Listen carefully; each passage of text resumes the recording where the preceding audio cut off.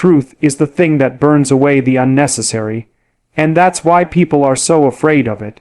If you encounter truth, it will expose the part of you that's weak, the part that's built on lies or wishful thinking, and that's painful, unbelievably painful. It's much easier to keep your head down, to nod politely, and to say nothing when something is wrong. But if you do that, you make a Faustian bargain. You sacrifice your integrity for short-term peace. The problem is that the peace you buy this way is counterfeit, and the bill will come due later. You can't avoid reality forever. It always collects the debt. The more you lie by omission, the more you lose the ability to speak at all. And the terrifying part is that, eventually, you won't even know what you think anymore. You have trained yourself to be silent, and silence is the death of the soul. Speaking the truth requires that you accept the cost before you open your mouth. Because the cost will be there, it might be ridicule, it might be social isolation, it might even be outright hostility. That's why people prefer the easier path of agreement, of smiling along with what they don't believe. It's camouflage and it works for a while. But every time you hide your real thoughts, you betray yourself, and you make the world just a little bit worse. Think of it like pollution. One dishonest statement might not ruin the air, but over time, enough dishonesty will choke the whole atmosphere. You see this in institutions, in families, even in friendships, the gradual erosion of authenticity until nothing real remains. And when that happens, trust collapses and chaos follows. So when someone like Jaishankar speaks a blunt truth in the face of polite falsehoods, it's not just an argument, it's an act of restoration. The world tells you that being agreeable is virtuous, but that's not entirely true. Being agreeable has its place. Cooperation is necessary for human life. But agreement at the expense of truth is not cooperation. It's surrender.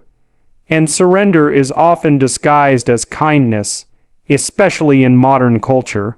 People will say, "Don't rock the boat," as if the boat isn't already drifting toward a waterfall. The thing about not rocking the boat is that sometimes the only moral thing you can do is grab the wheel and steer hard in the other direction. That's disruptive, that's uncomfortable, but comfort isn't the goal, survival is. And survival, in the long term, depends on an honest assessment of reality, not on collective denial. There's a deep fear that telling the truth will make you alone, and it might, at least for a while. But loneliness with integrity is infinitely better than popularity without it. The latter is like living in a beautifully decorated prison cell. The food might be good, the company pleasant, but the bars are still there. And those bars are built from every moment you decided not to speak when you should have. Every time you said, "It's not worth the trouble," you reinforced the walls. Then one day, you wake up and you realize you can't get out. You've become the sort of person who doesn't speak up, even when it's urgent, even when it matters most. And then what's left of you? Just a shadow, going through the motions, unable to distinguish what you really believe from what you've been pretending to believe for years. You have to remember that truth doesn't just illuminate the world, it shapes you.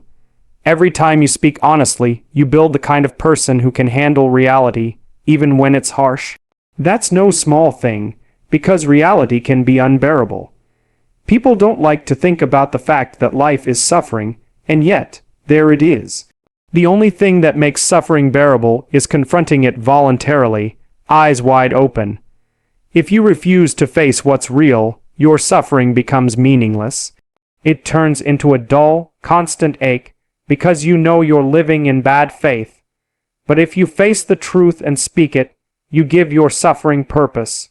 You transform it into strength. And strength is what allows you to carry the load of your life without collapsing under it. The temptation to stay silent often comes disguised as strategy. You think, "I'll pick my battles," but then you never pick any. You think, "It's not the right time," but somehow the right time never comes. And while you're waiting, the small injustices pile up, the falsehoods multiply, and the cost of speaking rises. That's the irony. The longer you wait, the more dangerous it becomes to tell the truth. So the habit of postponing honesty is really just cowardice in disguise. And cowardice is corrosive. It eats away at your character, leaving you weaker, more fragile, and more dependent on the approval of others. By the time you finally need to speak, you may find that you've lost the ability altogether. There's also the false belief that the truth will simply emerge on its own if you just leave it alone. But truth is not self-delivering. It has to be carried into the open by someone willing to bear its weight. And make no mistake, it is a weight. People will resent you for it, even hate you for it, because you'll be forcing them to confront something they'd rather avoid. But that's not cruelty. That's mercy in its most difficult form. Because to live inside a lie is to be in chains, and truth is the only thing that can cut them. You just have to be willing to withstand the backlash from the people who have grown comfortable in captivity. When you see someone stand up and deliver a truth in the face of polite deception, it's a rare and precious thing. It reminds you of what human beings are capable of when they refuse to bow to social pressure. That's why moments like Jaishankar's statement matter so much, not just for the content, but for the courage behind it. The words are important, yes, but the act of speaking them is equally vital. It signals that the human spirit still has the capacity to resist conformity, and that resistance is the seed of every meaningful change that has ever happened in history. It starts with one person deciding that silence is no longer an option. Of course, there's no guarantee that telling the truth will make things better immediately. In fact, it might make things worse, for you, at least in the short term. People might turn against you, opportunities might disappear, you might lose friends, status, even security. But those things are fragile to begin with if they depend on you being dishonest. They're not really yours. They're just rented on the condition that you keep quiet. And anything you can only keep by lying will eventually destroy you. So you might as well face the cost now, because the price only goes up with time. And besides, the alternative, a life lived in fear of your own words, is far more expensive in the end. Cultural confidence begins with the knowledge that your roots are not an accident. You come from a lineage, people who survived war, famine, disaster, and centuries of change. They built traditions not by random chance, but because those traditions worked, because they kept communities alive. If you don't know that history, you walk into the world like a tree without roots, and the wind will blow you in whatever direction the cultural weather demands.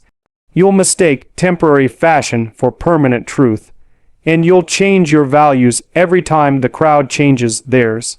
That is no way to live, because it makes you a reflection of other people instead of a person yourself.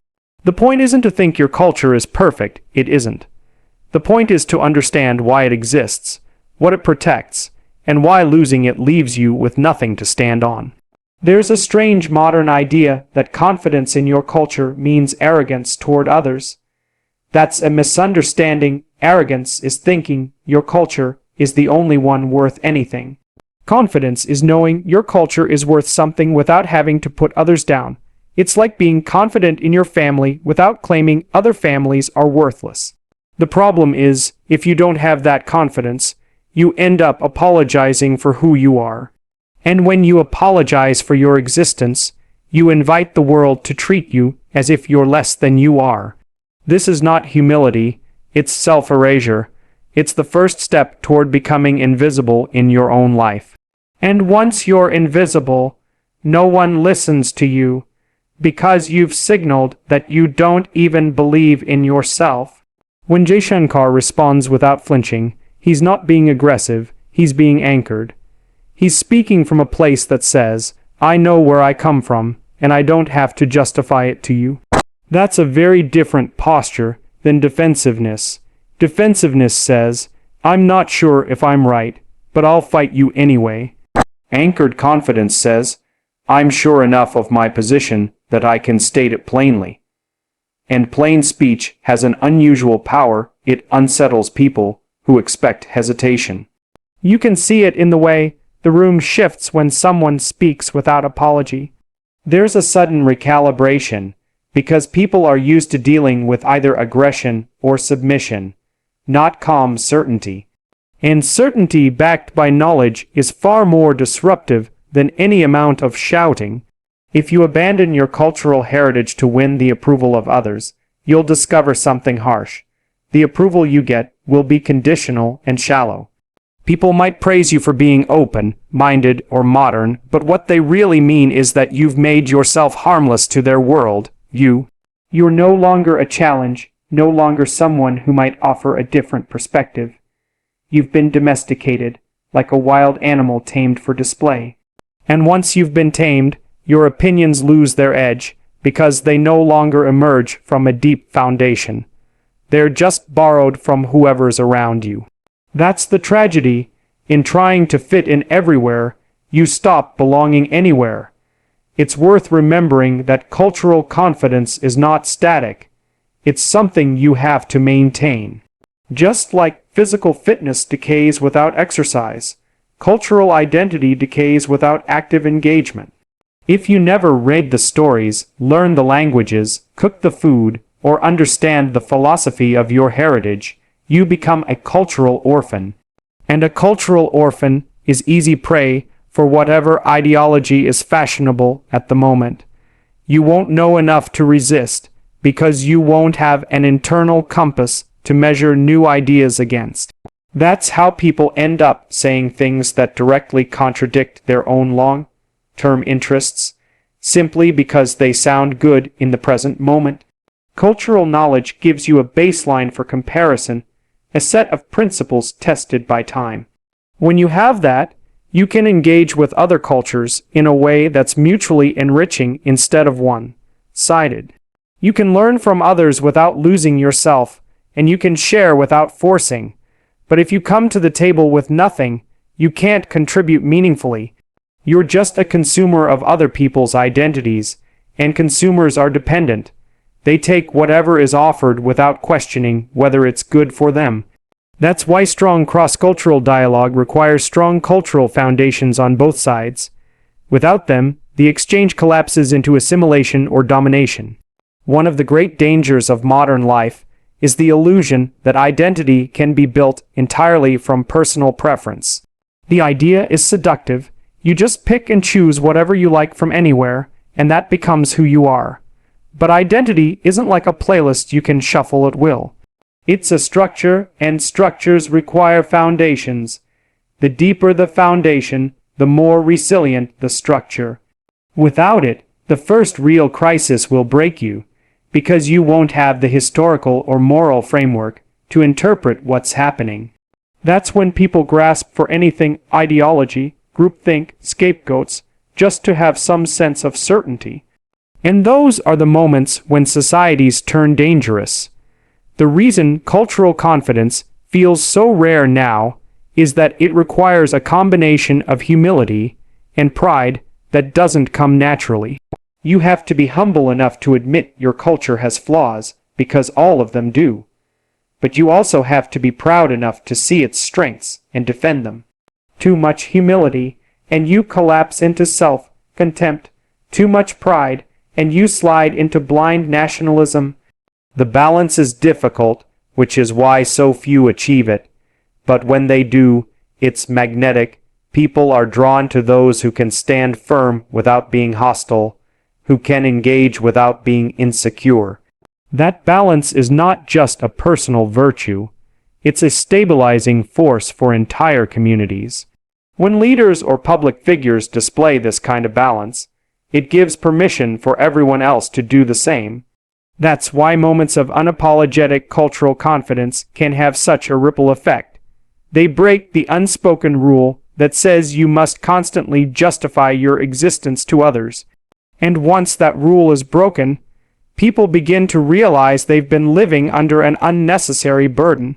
They start to stand a little taller, speak a little clearer, and stop second guessing their right to occupy space. That's the quiet revolution that begins when someone speaks from a place of rooted certainty rather than restless defensiveness. Precision in speech begins with precision in thought, and that's harder than most people realize. To speak precisely, you have to know exactly what you mean, and that means wrestling your ideas into clarity before you ever open your mouth. Most people talk in vague terms because they haven't done that work. They use phrases like kind of, sort of, you know, and like, as if hedging will protect them from being wrong. But that hedging is actually a symptom of confusion. If you can't define your position, you can't defend it. And if you can't defend it, you'll be steamrolled by anyone who's more articulate than you are, whether they're right or wrong. Precision is a form of armor, but it's an armor you have to forge yourself, word by word, idea by idea. When you speak precisely, you reduce the surface area for misunderstanding. Think of it like building a wall. If the bricks are cut properly, they fit together with almost no gaps. Vague words leave gaps, and those gaps are where misinterpretations and manipulations creep in. People can twist your meaning to suit their own agenda if you leave them enough space to do so.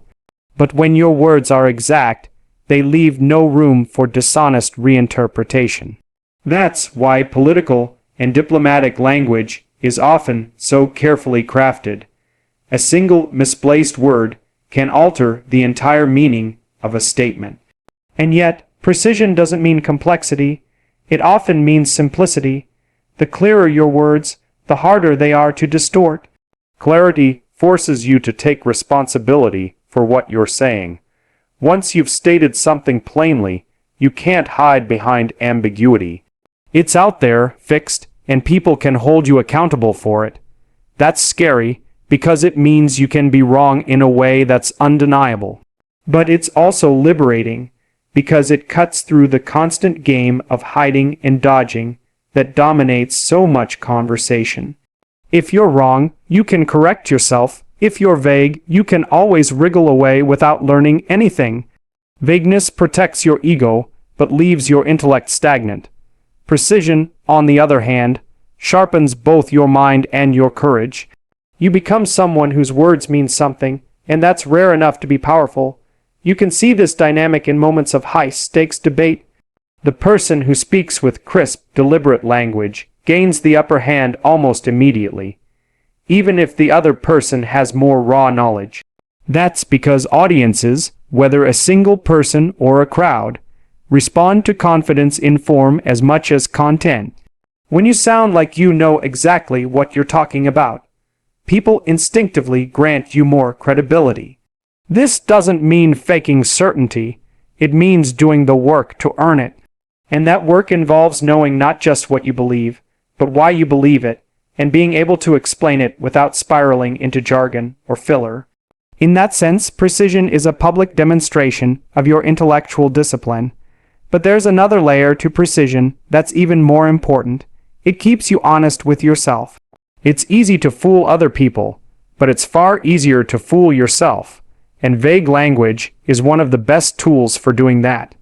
You can say things like, "I'll do it later," or "I'm working on it," without really committing to anything.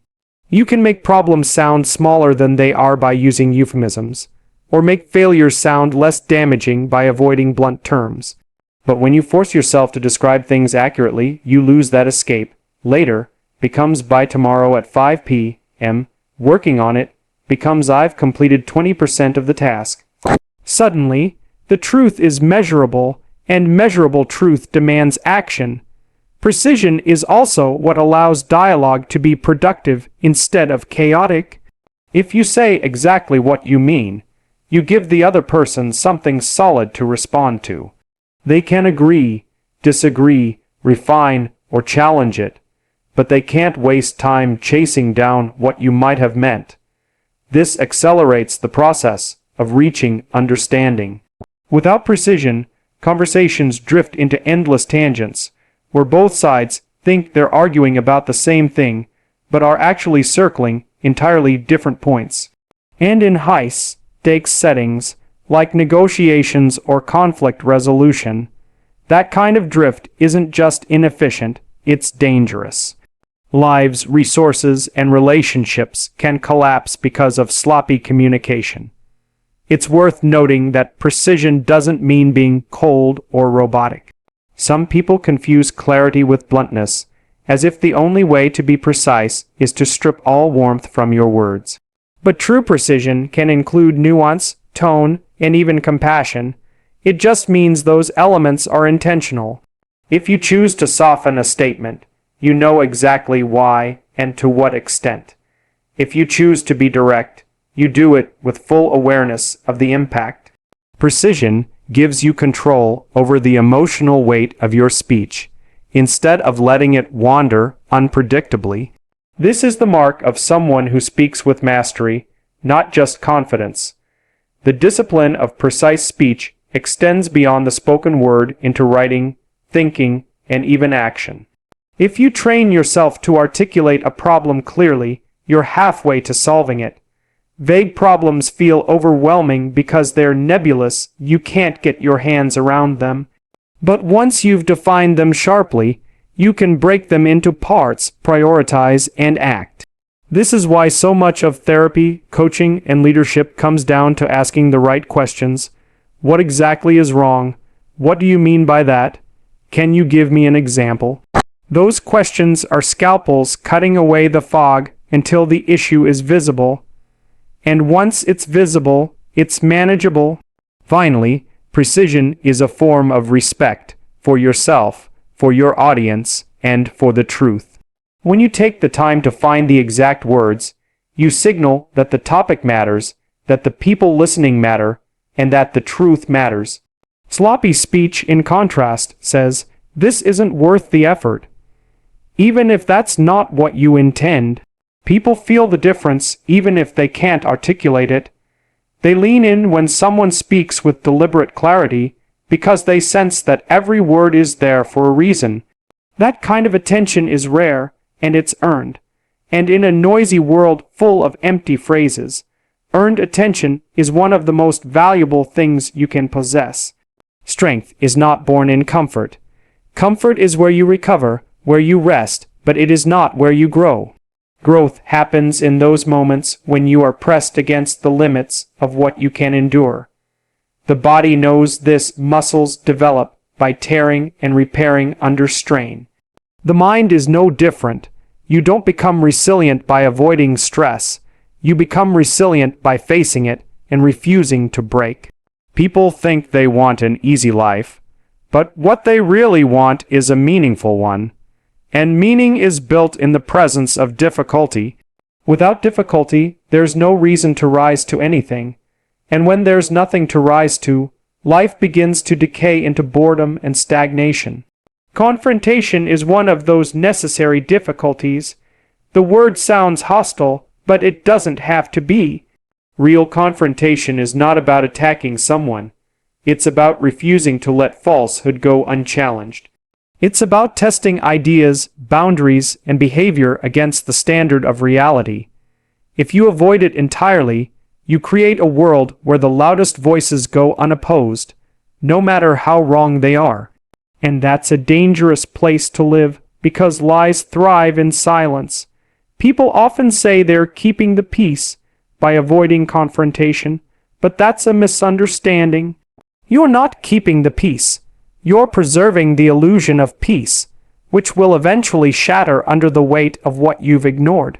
The willingness to face confrontation is a signal, both to yourself and to others, that you value truth more than comfort. That's not a small thing. Most people live in reverse, organizing their lives to protect comfort at the expense of truth. But comfort is a fragile shield. The first strong wind will tear it away, and then you'll be left defenseless. Truth, on the other hand, is like armor, heavy, yes, and sometimes uncomfortable, but durable. And the only way to wear that armor comfortably is to train in it. To put yourself in situations where you must carry its weight. That training happens in the very moments you feel tempted to stay quiet or step aside. Strength also means being able to stand alone when necessary. This is harder than people admit, because human beings are wired for belonging. We want the group to approve of us. But sometimes the group is wrong. Sometimes the crowd cheers for the very thing that will harm them in the long run.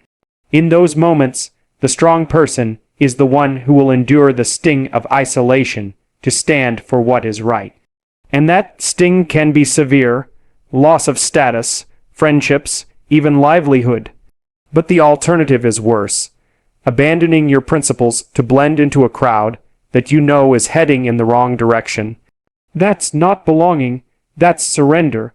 Another aspect of strength is the ability to remain calm under pressure.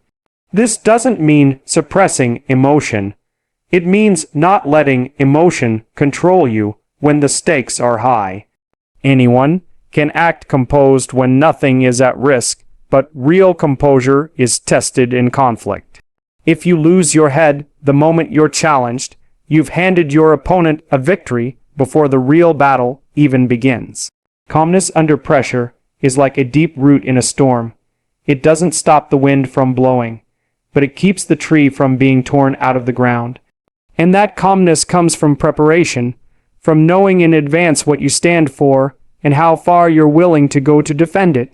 Strength forged in confrontation also reshapes how you see other people. You stop underestimating them. You realize that most individuals, even those you disagree with, are capable of withstanding more truth than you initially assume. When you confront someone honestly, you're making an implicit statement: I believe you can handle this. That's respect in its purest form. It's much more respectful than quietly letting someone continue in error because you're afraid they might be upset. Growth often comes from hearing what you didn't want to hear, and by offering that to someone, you might be giving them the very challenge that propels them forward. Facing difficulty also rewires your relationship with fear. Fear never fully goes away, nor should it. Fear keeps you alert, helps you recognize danger, but unmanaged fear turns into avoidance, and avoidance rots your capacity for action. Each time you confront what you fear, you shrink its power over you. You prove to yourself, in a concrete way, that you can endure the discomfort and still function. Over time, this builds a kind of quiet confidence that others can sense. They may not know the details of what you've faced, but they can see it in how you carry yourself: shoulders back, voice steady, eyes forward. There's also a paradox at the heart of strength. It often looks gentle from the outside. That's because true strength doesn't need to advertise itself through constant aggression. The people who shout the loudest about how tough they are often the most fragile. Real strength is measured in restraint, in the ability to respond proportionally, to act deliberately instead of react impulsively. It's having the capacity to crush an argument or an opponent, but choosing instead to aim for understanding or resolution. That choice is only available to those who are confident. They can hold their ground if things escalate.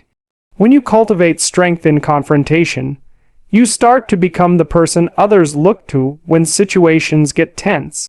They know you won't collapse under pressure, that you won't vanish when things get difficult.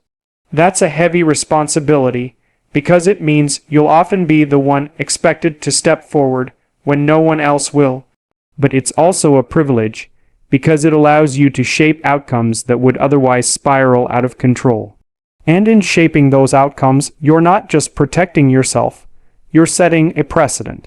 You're showing others that it's possible to face difficulty head on and come out the other side with dignity intact.